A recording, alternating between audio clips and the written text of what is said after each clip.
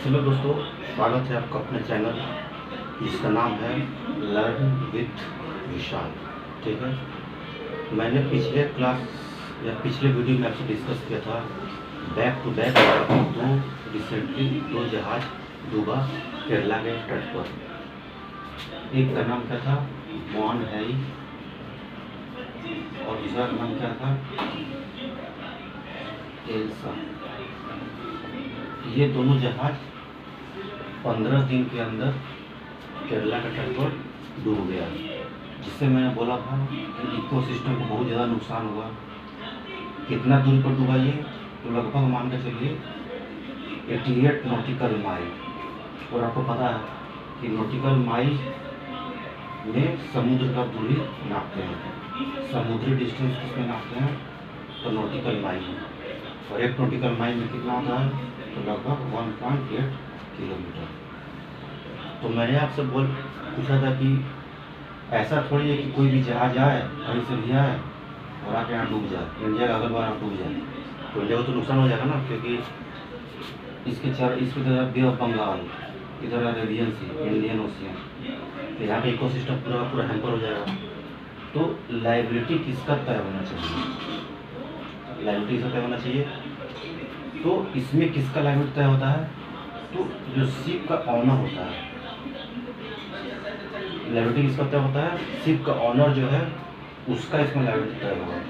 ठीक है, ये हो गया आपका लाइबिलिटी प्रोसीजर। ठीक है, अब बात होता है क्या, ये प्रॉपर व्यवस्था कैसे चलता है, ये इम्पोर्ट एक्सपोर्ट का व्यवस्था कैसे चलता है। तो क्या होता है इसमें,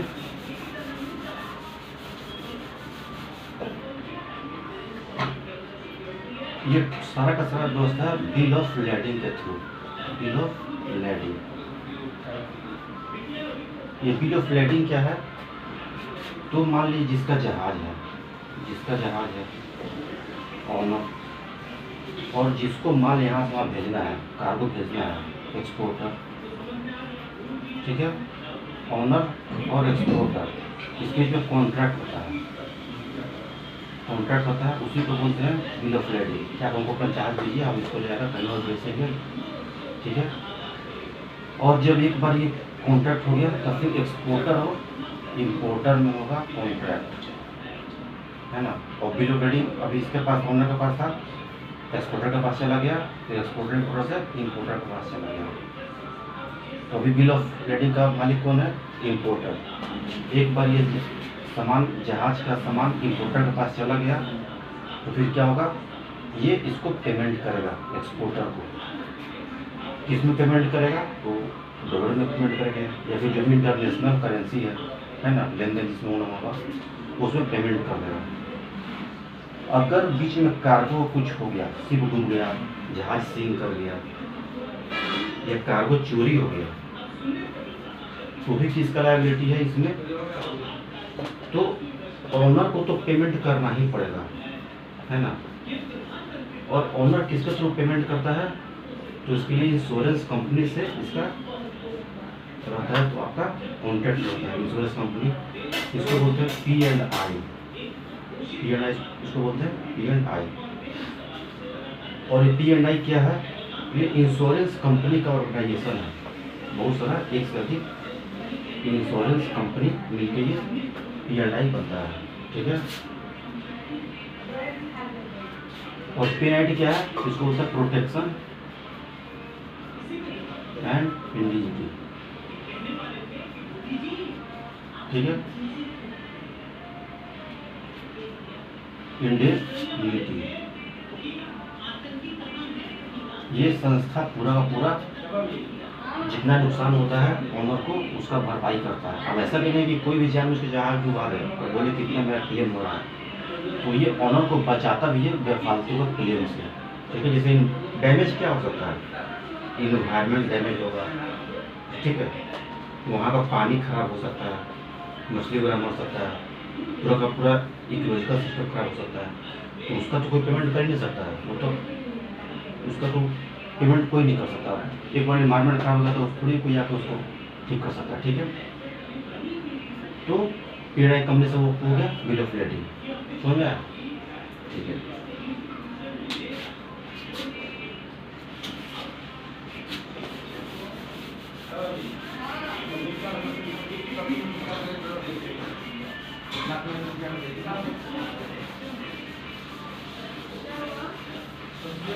तो कार्गो का नुकसान हो गया तो ओनर पे कर दिया इंश्योरेंस कंपनी के माध्यम से।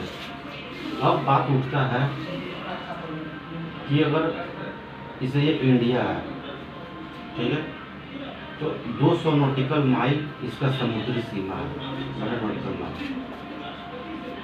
तो अगर इसके बीच में कोई जहाज डूबता है तो फिर किसका रिस्पॉन्सिबिलिटी होगा, या किसी देश का है? अफ्रीका, यहाँ पर अफ्रीकन कंट्री साउथ अफ्रीका, इसके चारों बगल अगर डूबा, केनिया, यहाँ पर केनिया, इधर चारों बगल डूबा, ठीक है, अभी ये यूएई है, ठीक है, कुछ भी लीजिए, मोरक्को, ट्यूनीशिया, सूडान। तो अगर डूबा तो किसका लायबिलिटी है? इसको एक कन्वेंशन किया गया, उसको होता है नैरोबी कन्वेंशन। नैरोबी कन्वेंशन कब हुआ ये? 2007। उसमें बोला गया क्या कि अगर कोई भी जहाज डूबता है तो बचाने का जिम्मेदारी किसका होगा? तो ये जो देश है जिसका सीमा के अंदर डूबने का डूब सकता है वो देश को बचा ले। अगर डूब गया, चलिए डूब गया, फिर क्या होगा? तो इसका मलबा, रेक्स वगैरह जो है वो ओनर निकलवाएगा अपना, अगर निकलना है तो निकलवाएगा, तो डूब गया तो डूब गया। अब बात उठता है कि डूबता क्यों है जहाज? तो जहाज डूबने का बहुत सारा कारण होता है। अगर मौसम खराब हो जाए तो डूब जाएगा। और कैसे डूब सकता है? ह्यूमन मिस्टेक, आदमी से कुछ गलती हो जाए, उसका शिप का जो चालक है उससे कुछ गलती हो जाए। इस केस में क्या हुआ? तो कंटेनर जहाज जा रहा था, तो कंटेनर एक अगर गिर गया नीचे, और क्या कारण है? कंटेनर नीचे गिर गया तो जहाज हो गया डिसबैलेंस, एक तरफ ज़्यादा लोड हो गया, एक तरफ लोड कम हो गया, तो पलटना ही पलटना। आग लग गया फिर भी कोई कंटेनर नीचे गिर गया तो भी जहाज पलट जाएगा। तो कुल मिला के या तो आदमी की गलती है या सिर्फ जो चालक उसका गलती हो गया। टाइटेनिक जैसा बड़ा जहाज जब डूब सकता है, जो कि बोला गया था कि ये डूब ही नहीं सकता है, वो डूब गया, किसी गलती से डूब गया, तो सामने आइस आ गया, टकराएगा, डूब गया, ठीक है। तो ये नैरोबी कन्वेंशन। अभी रिसेंट में क्या चल रहा है? तो सरकार इसके लिए बहुत जागरूक है। सरकार क्या किया है अभी? तो पेट्रोलिंग दल, जो भी पेट्रोलिंग दल है, पेट्रोल करता है इस एरिया पे, अच्छा रहता है, उसको लैस कर दिया। किस चीज़ से? फायर एक्सटिंग्विशर, लेकिन आग लगते ही वो बुझा देगा, ठीक है। तो इस चीज़ से अगर आग लगा, बुझ गया तो कोई दिक्कत ही नहीं है, डूबने से बचाने के लिए भी है, ठीक है, प्रोटेक्शन कर रहा है, ठीक है। तो कुल मिलाकर अपने टॉपिक यहाँ पर समाप्त होता है। धन्यवाद।